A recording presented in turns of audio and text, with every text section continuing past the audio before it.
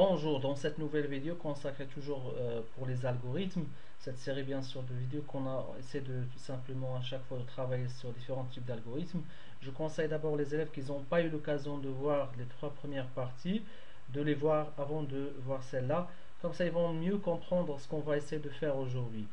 Donc pour aujourd'hui j'ai essayé de choisir trois exercices. Le premier c'est un exercice type classique sur les algorithmes, c'est les suites.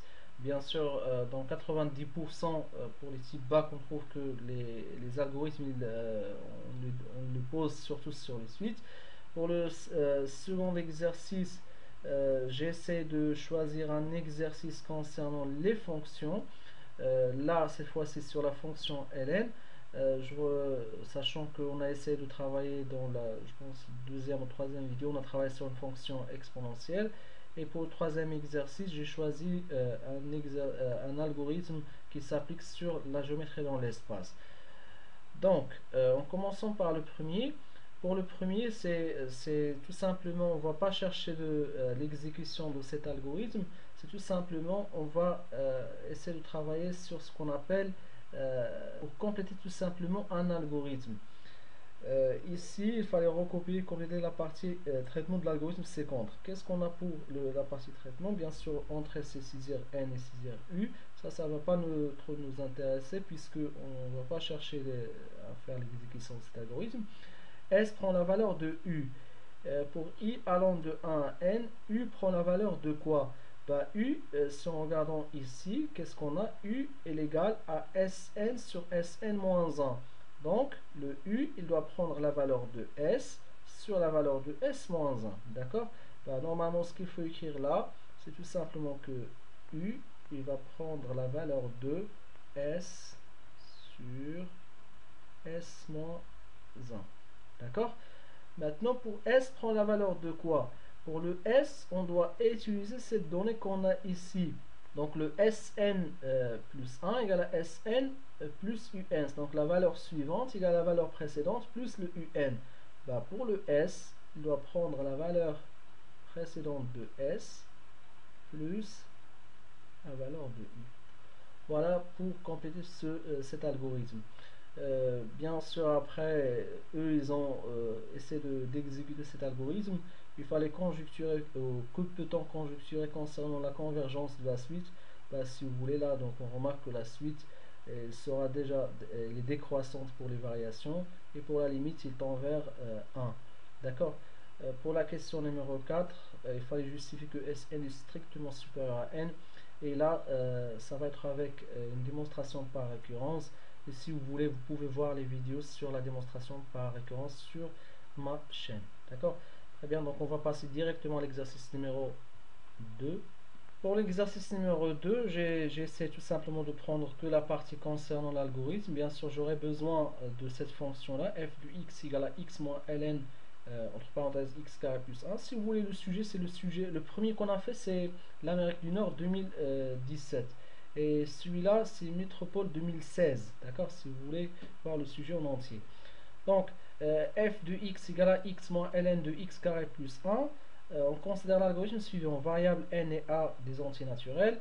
On traite saisir la valeur de a. Donc, je répète, donc pour les valeurs d'entrée, c'est l'exercice, c'est dans l'exercice où on va trouver la valeur de a pour faire l'exécution de cet algorithme. N prend la valeur de 0, donc la première valeur prise par n, ce sera la valeur de 0. Tant que n moins ln de n au carré plus 1 est strictement inférieur à a. Là, on a eu déjà l'occasion de parler de tant que, c'est la condition pour laquelle l'algorithme doit s'arrêter. Donc l'algorithme va s'arrêter au moment où cette expression-là, ou la valeur de cette expression-là, lorsqu'on va faire l'exécution, il devient strictement il devient supérieur ou égal à a. D'accord? Et le n, il va prendre la valeur de n plus 1. Donc le n, au départ, il prend 0, après il prend 1, après 2, 3, 4. À chaque fois, il faut remplacer là le n au début par 0. On va essayer de vérifier si lorsqu'on remplace n par 0 déjà, est-ce qu'il est inférieur à la valeur d'entrée qui sera donnée par l'exercice. S'il est toujours inférieur, strictement bien sûr inférieur, on continue, donc n va prendre 0 plus 1, etc. Fin de temps que afficher le n. Voilà, donc déjà pour la première question, que fait cet algorithme? Bah, cet algorithme, il va s'arrêter le moment où il devient supérieur ou égal à a.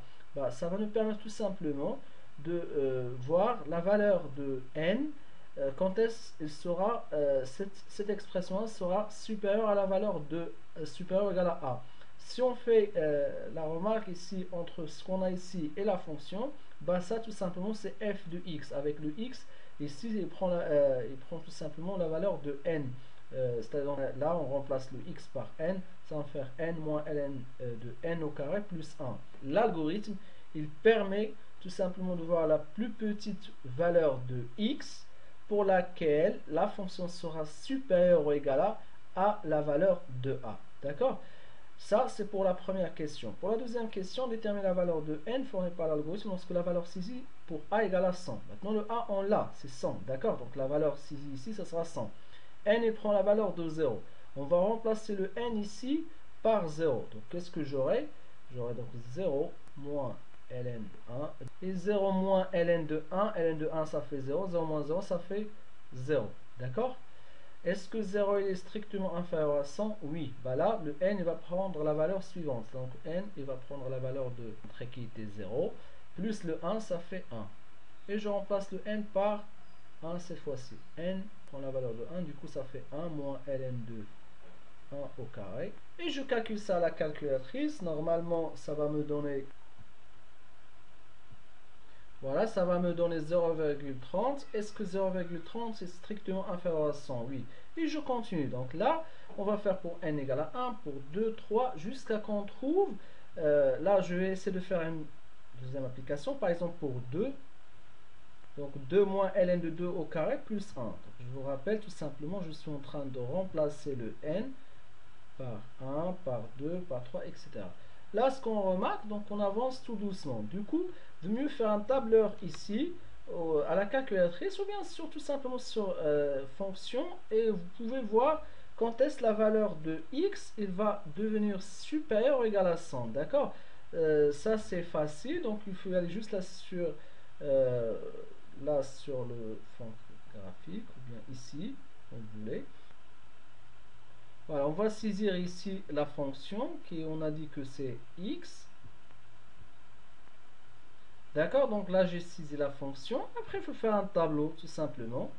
Donc là, on va partager l'écran. Et là, on remarque pour 1, ça va me donner 0,30, pour 2, etc. Et je descends jusqu'à que je trouve une valeur supérieure ou égale à 100. Là, j'ai dépassé les 100. Voilà. Donc à 109, ça va me donner 99. Et à 110, ça va me donner 100,599. Du coup, normalement pour 109, ça va être encore plus petit que 100. Et à partir de 110, ça va être supérieur. Du coup, la valeur affichée par l'algorithme sera n égale à 110. D'accord? Exercice numéro 3. Donc là, ce qu'on a, c'est déjà, on va essayer bien sûr de s'intéresser que à la question concernant l'algorithme. On considère l'algorithme A donné en annexe. Exécuter à la main cet algorithme avec les coordonnées du point M, N et P données ci-dessus. Donc M, N et P sont déjà, on a déjà leurs coordonnées. Qu'est-ce qu'on a dans cet algorithme? Saisir les valeurs XM, donc l'abscisse du M, l'ordonnée, bref, les coordonnées du point M, les coordonnées du point N et les coordonnées du point P. D prend la valeur de quoi? XN moins XM. Donc là, D, il va prendre la valeur N. Donc XN, c'est-à-dire donc là, ça sera 0 moins XM, c'est 1. Donc 1, 0 moins 1, ça fera moins 1. D'accord? Pour E, il va prendre quoi? Il va prendre la valeur de YN moins YM. C'est-à-dire, donc là, YN, c'est 1 demi, moins, pour YM, c'est 1 moins 1. Donc 1 moins 1 demi, ça va faire... D'accord? Et ainsi de suite, pour le F, il va prendre la valeur de quoi? De Zn moins Zm. C'est 1 moins 3 quarts. Pour G, XP moins XM. XP moins XM. 1 moins 1. H, il prend la valeur de quoi? YP moins YM. YP, 0 moins YM, ça fera 1. 0 moins 1, ça fait... etc. Donc, on va se retrouver donc, avec ces résultats qui sont là. D'accord? Là, j'ai juste la calculer. C'est donc de la même manière que laquelle j'ai calculé le D, le E, et ainsi de suite. Maintenant, le K, il prend la valeur de... La valeur de quoi? Bah, il prend la valeur de D fois G, donc la valeur de D, D on a trouvé moins 1, et le G, 0. Moins 1 fois 0, ça fait 0. Plus la valeur de E, plus la valeur de E fois H. Bah, E, on a trouvé moins 1 demi, fois H, ça fait moins 1. Moins 1 demi fois moins 1, ça fait plus 1 demi. Plus la valeur de F fois I. F, on a trouvé 1 quart, fois I, ça fait 1 demi. 1 quart fois moins 2, ça fait moins 1 demi. Ça fait moins 2 quarts qu'on pourra simplifier, ça fait c'est égal à 0. D'accord? Voilà la valeur affichée par K. Maintenant, pour la question suivante, à quoi correspond le résultat affiché par l'algorithme? Ce qu'on était en train de faire déjà, pour le D, il représente l'abscisse du vecteur NM. Le E, il représente l'ordonnée du vecteur MN. Le F, il représente, il représente la cote du vecteur NM. Pareil, pour le G, c'est l'abscisse du vecteur PM. Parce que je vous rappelle, pour calculer les coordonnées d'un vecteur, il faut tout simplement faire les coordonnées du point d'arrivée moins les points de départ. C'est-à-dire, par exemple, ici, le point d'arrivée, ça sera P, et le point de départ, M. C'est pour ça, donc, ça représente le vecteur PM. Et là, c'est le vecteur, tout simplement, MN, puisque le point d'arrivée sera N moins le point de départ. D'accord? Le D, le E et le F, ils représentent les coordonnées du vecteur MN. Le G, le H, le I, ils représentent les coordonnées du vecteur PM. Et puisqu'on est en train de faire abscisse du vecteur MN fois abscisse du vecteur PM, parce qu'on a fait D fois G, l'abscisse du vecteur NM ou MN, fois l'abscisse du vecteur PM, plus l'ordonnée du vecteur NM fois l'ordonnée du vecteur PM, ce qu'on a fait donc ici E fois H, etc. L'algorithme, il permet tout simplement de calculer ce qu'on appelle le produit scalaire. D'accord? Et ce qu'on pourra en déduire, puisque le produit scalaire, donc le K, il représente le résultat du produit scalaire du vecteur Mn scalaire MP. Et puisque K, on a trouvé que égal à 0, on pourra en déduire que le triangle MNP est un triangle rectangle, et sera un rectangle en M. Voilà pour cet algorithme ou ce premier algorithme. D'accord? Maintenant, on va passer au deuxième algorithme. Le deuxième algorithme, il fallait le compléter. Bien sûr, il y avait la question on ne voit pas ici parce qu'il fallait prendre tout l'exercice. Sinon, la question sera tout simplement de compléter l'algorithme pour qu'on puisse vérifier est-ce que, de telle sorte que l'algorithme, il nous permet de vérifier est-ce que le triangle et les rectangles isocèles. D'accord? C'est-à-dire, donc, ici, on va prendre une nouvelle page. Donc, déjà, pour que dans tous les cas, si vous voulez voir le sujet, c'est le sujet de Pondichéry 2015. D'accord? Comme ça, vous pouvez voir le sujet en entier. Maintenant, déjà, pour vérifier qu'il est isocèle, donc il faut que les distances, il aura deux côtés égaux. Du coup, donc, on aura besoin de calcul de distance. Je vous rappelle, par exemple, si j'ai un vecteur U dont les coordonnées c'est x, y, z. La norme d'un vecteur c'est égal à la racine carrée de l'abscisse du vecteur. Bref, donc ça c'est la norme de U, c'est l'abscisse au carré de ce vecteur plus y plus z au carré. Ça, c'est la formule qui me permet de passer du coordonnée d'un vecteur à la norme, ou bien tout simplement, si on parle d'un vecteur genre AB, vecteur AB, lorsqu'on fait, pour calculer la distance AB, il faut tout simplement prendre l'abscisse du vecteur AB au carré plus y au carré plus z au carré avec une grande racine carrée. Du coup, là, la première chose à faire, on va calculer la distance MN. Donc, pour la distance MN, on va le poser comme L. Il va prendre la valeur de quoi? La racine carrée de... On a déjà les coordonnées du vecteur Mn, comme on l'a expliqué dans l'algorithme numéro 1. On va faire D au carré plus O au carré plus... D'accord? Donc le L qu'on va rajouter donc ici, là j'aurai pas de place. Le L, il va représenter tout simplement, là je vais l'écrire entre parenthèses, il va représenter tout simplement la valeur pour la distance mn. Là, je rajoute dans une autre ligne, le m prend la valeur de quoi? Bah, le m, ça va me permettre de calculer la distance mp. Donc du coup, mp c'est g, h et i. On va faire g au carré plus h au carré plus i au carré. Donc ça va me permettre de calculer la distance PM.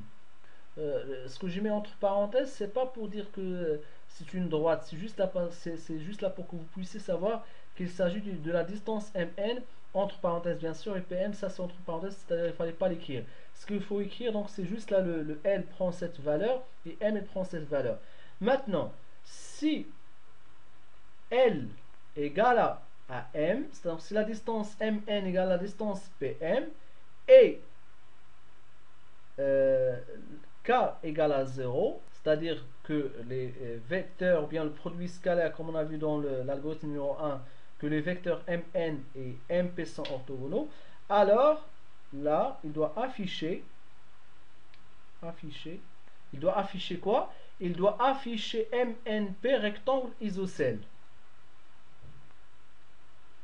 D'accord? MNP rectangle isocèle. Sinon, il doit nous afficher que MNP n'est pas rectangle ou n'est pas isocèle. C'est-à-dire si l'un des deux conditions n'est pas vérifié, bah dans tous les cas, ça ne va pas me permettre de confirmer que c'est un triangle qui est rectangle isocèle. Voilà donc pour cette vidéo. Bah, j'espère que pour ces 4 vidéos, ils vont vous permettre de bien comprendre les algorithmes. Dans chaque vidéo, on a pratiquement parlé au moins de, je pense, 3 applications. Tout ça va faire 12 exercices sur les algorithmes. Bah, si vous trouvez que cette série de vidéos, bien celle-là, était utile pour vous, bah, n'hésitez pas à partager avec vos amis. Donc, si vous voulez suivre la suite de nos cours, essayez tout simplement de s'abonner sur ma chaîne. Sinon, je dis donc à bientôt et pour d'autres vidéos.